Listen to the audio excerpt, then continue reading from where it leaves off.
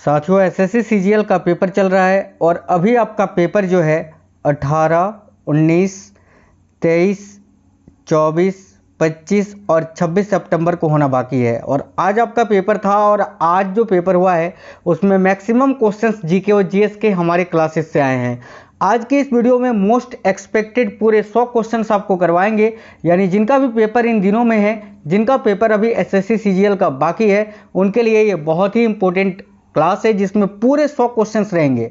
Top 100 questions आपको आज की इस वीडियो में देखने को मिलेंगे और ये बहुत ही इंपॉर्टेंट क्वेश्चंस है। यकीन मानिए दोस्तों, अगर आप आज ये क्लास पूरा कंप्लीट देख लेते हैं तो इस क्लास से कई सारे क्वेश्चंस आपको हूबहू आपके पेपर में देखने को मिलेंगे।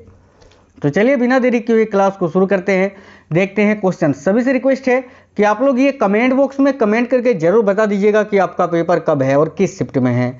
देखिए पहला क्वेश्चन है, निम्नलिखित में से कौन सा युद्ध निर्णायक युद्ध था जिसमें फ्रांसीसी हार गए और अंग्रेजों की सर्वोच्चता स्थापित हो गई थी। तो देखो इनमें से कौन सा वो युद्ध था जिसमें फ्रांसीसी हार गए थे और उस युद्ध के बाद अंग्रेजों की सर्वोच्चता स्थापित हो गई थी। तो याद रखना बांडीवास का युद्ध। देखिए बांडीवास का युद्ध जो है यह आपका 1760 में हुआ था फ्रांसीसियों और अंग्रेजों के बीच में, जिस युद्ध में अंग्रेजों ने फ्रांसीसियों को बुरी तरह से हरा दिया था। तो राइट आएगा ऑप्शन नंबर ए। देखिए हड़प्पा के मिट्टी के बर्तनों पर सामान्यतः किस रंग का उपयोग हुआ था। अब हड़प्पा के काल में जो मिट्टी के बर्तन बनाए जाते थे उन बर्तनों में सामान्यतः किस रंग का उपयोग किया जाता था। तो याद रखिए लाल रंग का। राइट है ऑप्शन नंबर ए लाल। अगला क्वेश्चन है, किसने शासक बनने के उपलक्ष्य में अपना उपनाम अबुल मजाहिद रखा था। तो भाई शासक बनने के उपलक्ष्य में अपना उपनाम अबुल मजाहिद इनमें से किस शासक ने रखा था। तो याद रखिए मोहम्मद बिन तुगलक ने। यानी मोहम्मद बिन तुगलक जब वो शासक बने थे तब उन्होंने अपना उपनाम जो है वो अबुल मजाहिद रखा था, याद रखना। आगे देखिए, किस पंचवर्षीय योजना अवधि के दौरान सरकार ने वह कृषि नीति बनाई जिसने हरित क्रांति को जन्म दिया। यानी कौन सी पंचवर्षीय योजना के समय हरित क्रांति की शुरुआत हुई थी। तो देखो करेक्ट आएगा यहाँ आपका तृतीय पंचवर्षीय योजना के समय। बात करें हरित क्रांति की तो इसकी शुरुआत भारत में डॉक्टर एम.एस. स्वामीनाथन जी ने की थी, याद रखना। चलिए आगे देखिए, 1899 से 1900 के मुंडा क्रांति का नेता कौन था। यानी 1899 से लेकर 1900 के बीच में जो मुंडा क्रांति हुआ था इसके नेता कौन थे। याद रखिए करेक्ट है Birsa Munda, option number C. Steel Authority of India Limited की स्थापना कब हुई थी। अब देखिए Steel Authority of India Limited की स्थापना कब हुई थी।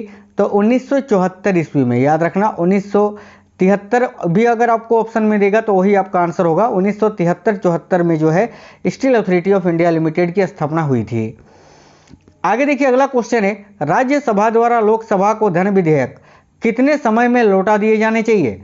तो भाई राज्यसभा द्वारा लोकसभा को जो धन विधेयक दिया जाता है वो कितने समय के अंदर जो है लौटा दिया जाना चाहिए। तो याद रखिए करेक्ट आएगा 14 दिनों के अंदर। करेक्ट है ऑप्शन नंबर सी। आगे देखिए प्रार्थना समाज के संस्थापक कौन थे। तो साथियों प्रार्थना समाज की स्थापना 1867 में हुई थी और किसने की थी। तो आत्माराम पांडुरंग ने। यानी करेक्ट आएगा option number D Atmaram Pandurang. देखिए दयानंद सरस्वती जिन्होंने आर्य समाज की स्थापना की थी और राजा राममोहन राय ने ब्रह्म समाज और आत्मीय सभा की स्थापना की थी, याद रखना। किसने विवेकानंद को आधुनिक राष्ट्रीय आंदोलन का आध्यात्मिक पिता की संज्ञा दी थी। यानी किसने स्वामी विवेकानंद को आधुनिक राष्ट्रीय आंदोलन का आध्यात्मिक पिता कहा था। तो देखो करेक्ट आएगा सुभाष चंद्र बोस ने, ऑप्शन नंबर ए करेक्ट होगा। नेक्स्ट है, भारत का 40% सड़क परिवहन होता है किससे।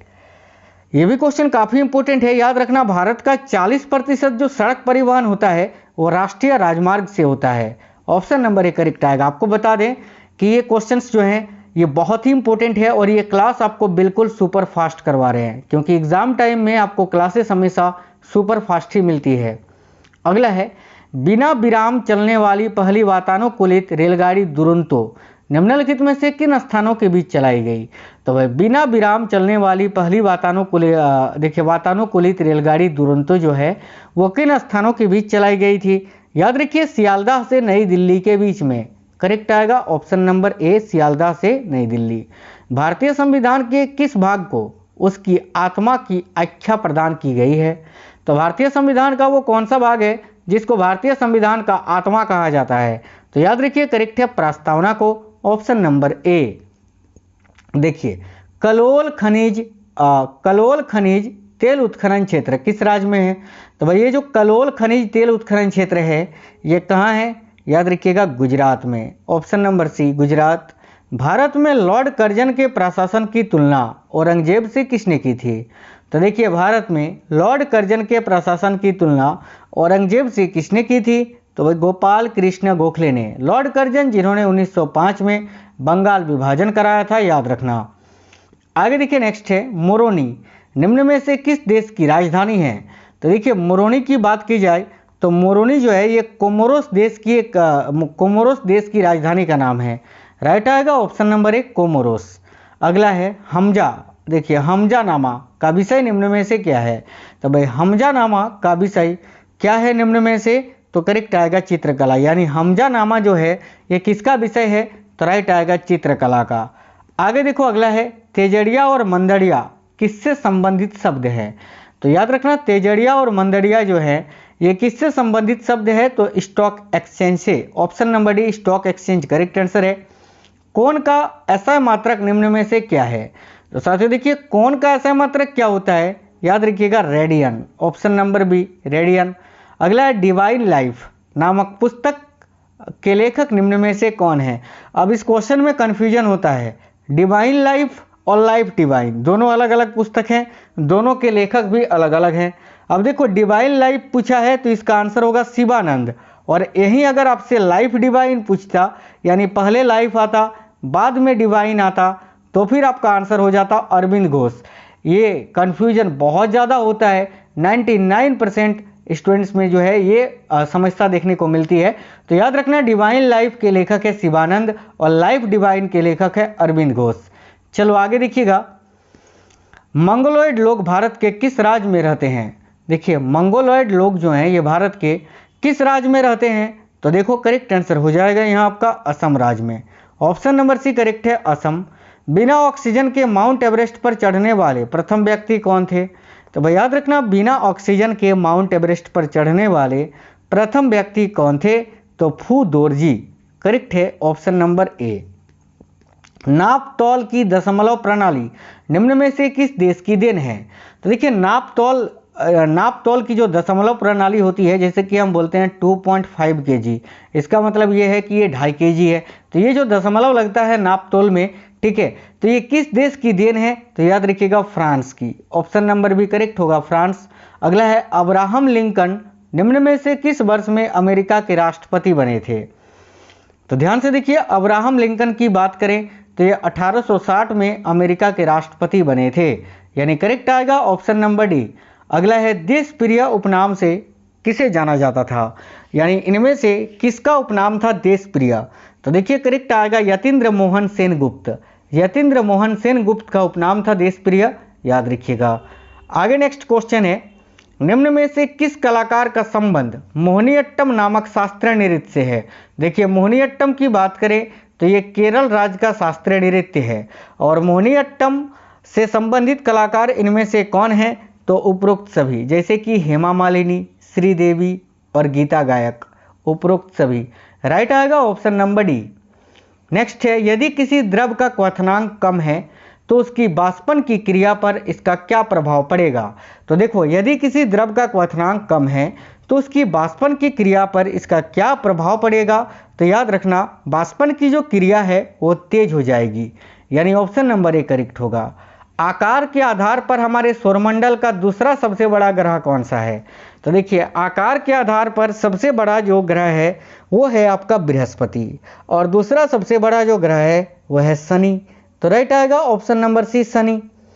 आगे देखो कोछारी बोडो जनजाति का संबंध भारत के किस राज्य से है? यानी ये जो जनजाति है साथियों कोछारी बोडो जनजाति, ये भारत के किस राज्य में निवास करती है? तो राइट आएगा असम में, याद रखिएगा। देखिए संविधान का कौन सा अनुच्छेद यह वर्णित करता है कि भारत संघ की कार्यपालिका शक्ति राष्ट्रपति में निहित होगी? याद रखिए करेक्ट आएगा अनुच्छेद 53 यानी आर्टिकल 53। नेक्स्ट है पंचायती राज व्यवस्था में सुधार हेतु बलवंत राय मेहता समिति की स्थापना निम्न में से किस वर्ष की गई थी? तो देखो करेक्ट आएगा 1957 में, ऑप्शन नंबर बी राइट आएगा। आगे देखिएगा, कार्बोरेटर का आविष्कार निम्न में से किसने किया था? तो भाई कार्बोरेटर का आविष्कार किसने किया था? तो जी डेमलर ने, राइट आएगा ऑप्शन नंबर बी जी डेमलर। बिल्ली में कितने गुणसूत्र पाए जाते हैं? याद रखना, बिल्ली में कुल मिला के जो है ना 19 जोड़ी गुणसूत्र यानी 38 गुणसूत्र पाए जाते हैं, ऑप्शन नंबर सी करेक्ट होगा। आगरा में स्थित आराम बाग का निर्माण किसने कराया था? तो देखो आगरा में स्थित है आराम बाग, इसका निर्माण निम्न में से किसने कराया था? तो याद रखिए करेक्ट आएगा बाबर ने, option number D Babur. Myanmar में स्थित पोपा ज्वालामुखी निम्न में से किस प्रकार का ज्वालामुखी है? देखिए म्यांमार में स्थित ये जो पोपा नामक ज्वालामुखी है ये किस प्रकार का ज्वालामुखी है? याद रखिए शांत ज्वालामुखी, ऑप्शन नंबर ए। अगला है, सूती वस्त्र उद्योग के लिए वर्ष 1818 में पहली आधुनिक मिल कहाँ स्थापित की गई थी जो कि असफल रही थी? तो याद रखिए करेक्ट आंसर होगा ऑप्शन नंबर सी कोलकाता में, ठीक है। आगे देखिए, रेटिनॉल निम्न में से किस विटामिन का रासायनिक नाम है? सिंपल क्वेश्चन है, ये विटामिन ए का रासायनिक नाम है। आगे देखिए नेक्स्ट है, निम्न में से कौन सा प्रदूषक लीवर और किडनी को क्षति पहुंचाता है? तो याद रखिएगा इनमें से कौन सा वो प्रदूषक है जो लीवर और किडनी को क्षति पहुंचाता है? याद रखिए carbon monoxide, option number D. Lenovo निम्न में से किस देश की कंपनी है? तो देखिए लेनोवो की बात करें तो ये चीन की एक कंपनी है, ऑप्शन नंबर डी चीन। एशिया महाद्वीप पृथ्वी के कितने प्रतिशत भूक्षेत्र पर फैला हुआ है? देखिए एशिया महाद्वीप जो कि सबसे बड़ा महाद्वीप है और ये पृथ्वी के कुल 30% यानी 30% भूक्षेत्र पर फैला हुआ है, याद रखना। महात्मा गांधी ने पहली भूख हड़ताल निम्न में से किस वर्ष की थी? तो याद रखिएगा महात्मा गांधी ने पहली भूख हड़ताल जो है ये अहमदाबाद में की थी वर्ष 1918 में। आगे देखिएगा, चित्तौड़ में त्रिभुवन नारायण मंदिर का निर्माण परमार वंश के किस राजा ने करवाया था? तो भाई ये त्रिभुवन नारायण मंदिर जो है ये चित्तौड़ में है और इसका निर्माण परमार वंश के किस राजा ने कराया था? तो याद रखिए राजा भोज ने, ऑप्शन नंबर भी करेक्ट है राजा भोज। भिलाई इस्पात संयंत्र की स्थापना निम्न में से किस वर्ष में हुई थी? तो साथियों भिलाई इस्पात संयंत्र की स्थापना हुई थी 1955 में, 1955 में। अगला क्वेश्चन ये रहा। नेक्स्ट है, मध्य प्रदेश का पन्ना जिला निम्न में से किस खनिज के प्राप्ति के लिए प्रसिद्ध है? तो याद रखिए मध्य प्रदेश का जो पन्ना जिला है वह किस खनिज की प्राप्ति के लिए प्रसिद्ध है? तो भाई करेक्ट आएगा हीरा की प्राप्ति के लिए। अगला है, सिक्कों का उत्पादन करने के लिए निम्न में से किस स्थान पर भारत सरकार की टकसाल उपस्थित नहीं है? देखिए सिक्कों का निर्माण करने के लिए या उत्पादन करने के लिए किस स्थान पर भारत सरकार का टकसाल नहीं है?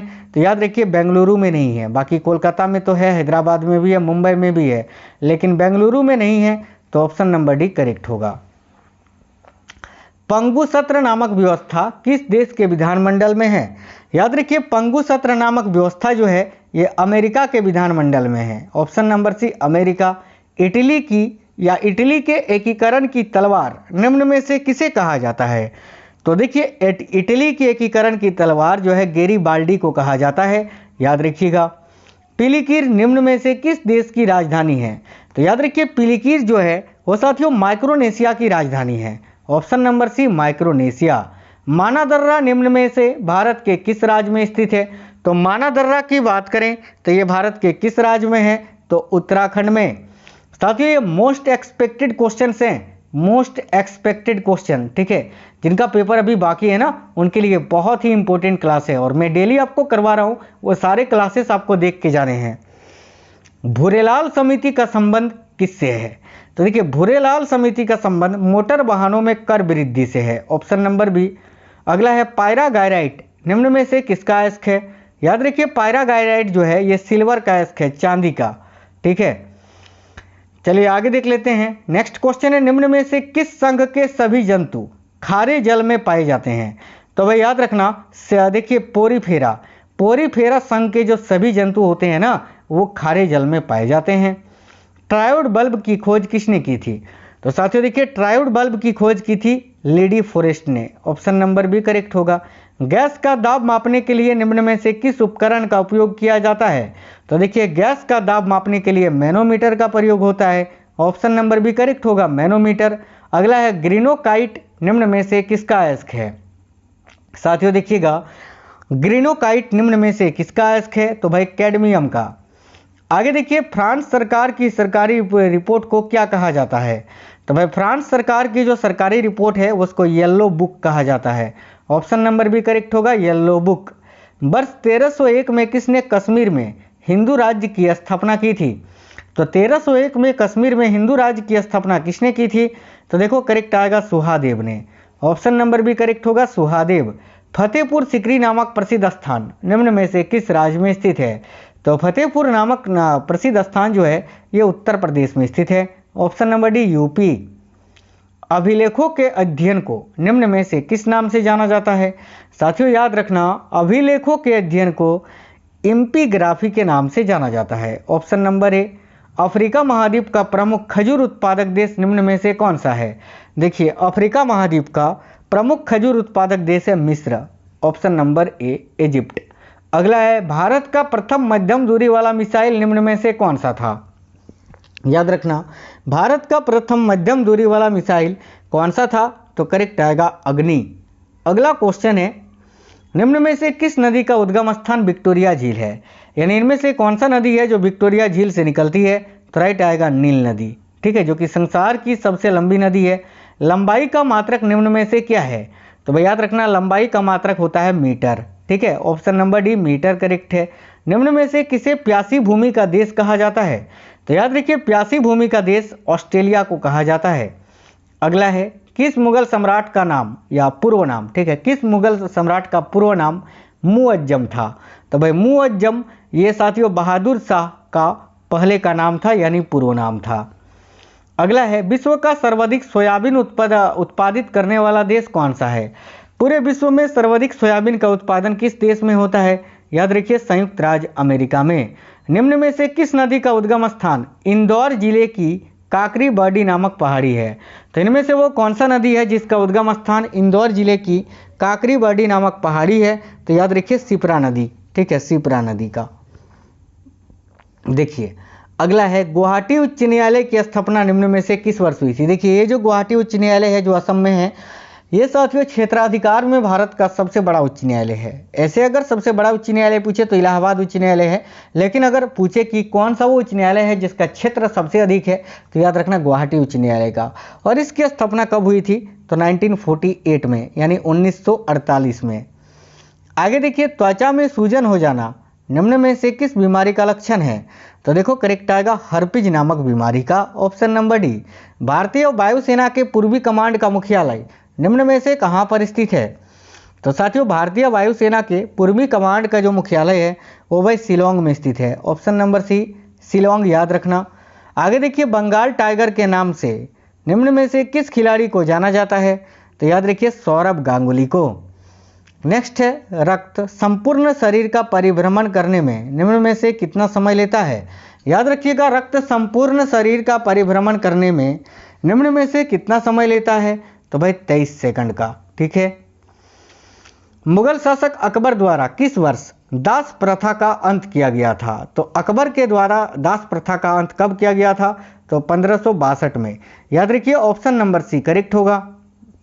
देखिए सम्राट अशोक के किस अभिलेख में पशु बलि की निंदा की गई है? काफी इंपॉर्टेंट क्वेश्चन है। तो भाई सम्राट अशोक के किस अभिलेख में पशु बलि की निंदा की गई है? तो साथियों याद रखिएगा पहले अभिलेख में ही। Option number A Someshwar. देखिए सोमेश्वर अभयारण्य भारत के निम्न में से किस राज्य में स्थित है? तो याद रखना सोमेश्वर अभयारण्य जो है ये कर्नाटक में स्थित है, ठीक है। अगला है सिमुम निम्न में से किसे कहा जाता है? ठीक है, तो देखिएगा सिमुम किसे कहा जाता है? तो भाई रेगिस्तान में बहने वाली गर्म शुष्क हवा को। ऑप्शन नंबर ए। अगला है निम्न में से कौन सी पर्वत चोटी संसार की दूसरी सर्वोच्च पर्वत चोटी है? तो राइट आएगा गाडविन आस्टीन, जिसको केटू के नाम से भी जानते हैं। संसार की सबसे ऊंची चोटी तो माउंट एवरेस्ट है और दूसरी सबसे चोटी है गाडविन आस्टीन यानी केटू। अगला है सरदार सरोवर परियोजना किस नदी पर है? तो देखिए सरदार सरोवर परियोजना जो है ये आपका नर्मदा नदी पर स्थित है। अगला क्वेश्चन है भारत के संघ राज्य क्षेत्रों में सर्वाधिक नगरीकृत कौन सा है? यानी भारत का कौन सा केंद्र शासित प्रदेश है जो सबसे अधिक नगरीकृत है? तो याद रखिएगा दिल्ली। अगला है निम्नलिखित में से कौन सुमेलित नहीं है? तो भाई इनमें से कौन सुमेलित नहीं है? देखो, शिव समुद्रम प्रपात जो है कावेरी नदी पर है, ये बिल्कुल सही है। धुआंधार जलप्रपात नर्मदा नदी पर है, ये भी सही है। सहस्त्र धारा प्रपात ये वाल्दी नदी पर है, ये भी सही है। गरसोप्पा प्रपात कावेरी नदी पर नहीं है, बल्कि ये तो शरावती नदी पर स्थित है कर्नाटक में। तो ये जोड़ा गलत है, यही आपका आंसर होगा ऑप्शन नंबर डी। नेपानगर किस उद्योग के लिए जाना जाता है? तो देखो, नेपानगर जो है ये अखबारी कागज के लिए जाना जाता है। अगला है समान न्याय और निःशुल्क विधि सहायता का प्रावधान संविधान के किस अनुच्छेद में है? तो याद रखिए, समान न्याय और निःशुल्क विधि सहायता का प्रावधान ये संविधान के अनुच्छेद 39 का ए में है। अगला है राष्ट्रीय अंतर्देशीय नौवाहन संस्थान कहाँ अवस्थित है? तो भाई राष्ट्रीय अंतर्देशीय नौवाहन संस्थान जो है ये आपका पटना में स्थित है। साथियों याद रखना, पटना में। निम्नलिखित में से कौन किसी राज्य का क्षेत्र घटा या बढ़ा सकता है? तो भाई किसी भी राज्य का क्षेत्र घटाने या बढ़ाने का अधिकार ये संसद के पास होता है। ऑप्शन नंबर बी संसद। सिंधु सभ्यता की मुद्रा में किस देवता के समतुल्य चित्रांकन मिलता है? तो राइट आएगा आद्य शिव के, ऑप्शन नंबर ए। अगला है भारत का संविधान का भाग तृतीय संबंधित है किससे? अब देखो, भारतीय संविधान या भारत के संविधान का जो भाग 3 है वो साथियों मूल अधिकार से संबंधित है। तो ऑप्शन नंबर सी करेक्ट होगा। मूल कर्तव्य की बात करें तो भाग 4 का ए में वर्णित है। राज्य के नीति निर्देशक तत्व भाग 4 में है और नागरिकता भाग 2 में है। ठीक है। आईने अकबरी एक महान ऐतिहासिक कृति निम्नलिखित में से किसके द्वारा लिखी गई थी? देखिए, आईने अकबरी जो कि एक महान ऐतिहासिक कृति है, ये निम्नलिखित में से किसके द्वारा लिखी गई थी? तो अबुल फजल के द्वारा, ऑप्शन नंबर ए। पुष्टि मार्ग के दर्शन की स्थापना किसने की थी? याद रखिएगा, पुष्टि मार्ग के दर्शन की स्थापना की थी वल्लभाचार्य ने। नेक्स्ट क्वेश्चन है आर्यों के आर्कटिक होम सिद्धांत का पक्ष किसने लिया था? तो भाई याद रखना, आर्यों के आर्कटिक होम सिद्धांत का पक्ष किसने लिया था? तो बीजी तिलक ने, यानी बाल गंगाधर तिलक ने। भारत में सिक्के जारी करने के लिए कौन अधिकृत है? तो याद रखना करेक्ट आएगा वित्त मंत्रालय। ऋग्वैदिक युग की प्राचीनतम संस्था कौन सी थी? तो साथियों याद रखना, ऋग्वैदिक युग की जो प्राचीनतम संस्था थी वो कौन सी थी? तो भाई विदत, ऑप्शन नंबर सी करेक्ट है। संविधान सभा के लिए चुनाव कब संपन्न हुए थे? तो संविधान सभा का चुनाव 1946 में संपन्न हुआ था। ऑप्शन नंबर बी करेक्ट होगा। रजिया बेगम को सत्ताच्युत करने में किसका हाथ था? रजिया बेगम जो कि भारत की प्रथम महिला शासिका थी, और रजिया बेगम को किसने पद से हटाया था? तो याद रखिएगा तुर्कों ने, ऑप्शन नंबर ए तुर्क। योजना में कोर सेक्टर का तात्पर्य क्या होता है? देखिए, योजना में कोर सेक्टर का तात्पर्य होता है चयनित आधारभूत उद्योग। नेक्स्ट है भारत में 4 बाग शैली का प्रथम मकबरा कौन सा है? तो याद रखना हुमायूं का मकबरा, मुगल शासक हुमायूं का जो मकबरा है ये भारत में 4 बाग शैली का प्रथम मकबरा है, और हुमायूं का मकबरा दिल्ली में है। निम्नलिखित में से कौन मूलतः जल या समुद्र का देवता था? तो राइट आएगा वरुण देवता। आगे देखते हैं। तो भाई अगला है भारतीय संविधान में समवर्ती सूची किसके संविधान से ली गई है? तो भारतीय संविधान में जो समवर्ती सूची है ये ऑस्ट्रेलिया के संविधान से ली गई है। अगला क्वेश्चन है 13वीं सदी में सेना का सर्वोच्च अधिकारी कौन होता था? याद रखिए, 13वीं सदी में सेना का जो सर्वोच्च अधिकारी होता था वो होता था खान। करेक्ट आएगा ऑप्शन नंबर बी खान। त्रिपक्षीय संघर्ष पहल किसने की थी? यानी त्रिपक्षीय संघर्ष की पहल किसने की थी? तो करेक्ट आएगा वत्सराज ने, ऑप्शन नंबर ए करेक्ट है। उद्योगों के विकास तथा औद्योगिकीकरण की रणनीति किस योजना का अंग थी? तो उद्योगों के विकास तथा औद्योगिकीकरण की रणनीति किस योजना की अंग थी? तो याद रखना द्वितीय पंचवर्षीय योजना की। अंतिम क्वेश्चन है निम्नलिखित में से किसे लोकसभा का अभिरक्षक कहा जाता है? तो राइट आएगा ऑप्शन नंबर डी लोकसभा अध्यक्ष को। साथियों आपका पेपर कब है आप हमें कमेंट बॉक्स में जरूर बताइएगा। और ये क्वेश्चंस कैसे थे, मैंने बहुत ही कम समय में आपको क्विक रिवीजन कराया। और साथियों मैंने जो क्लासेस आपके लिए करवाए हैं अभी एक्सपेक्टेड क्वेश्चंस के, उन सभी वीडियोस को आप जरूर देखकर जाना पेपर से पहले, ठीक है। इस वीडियो को लाइक कर देना और अपने सभी दोस्तों के साथ शेयर करना। आप में से कोई भी साथी नए हैं चैनल सब्सक्राइब करके बेल आइकन को ऑन कर लीजिएगा। अभी सीजीएल के बाद एमटीएस के क्लासेस शुरू होगा, ठीक है, मोस्ट एक्सपेक्टेड क्वेश्चंस का। तो फिर जो भी साथी नए हैं सब्सक्राइब कर लीजिएगा और इस वीडियो को ज़्यादा से ज़्यादा शेयर करना। साथियों, wish you all the best, अच्छे से पेपर करके आना। मिलते हैं आपसे नेक्स्ट वीडियो में, तब तक के लिए जय हिंद, वंदे मातरम।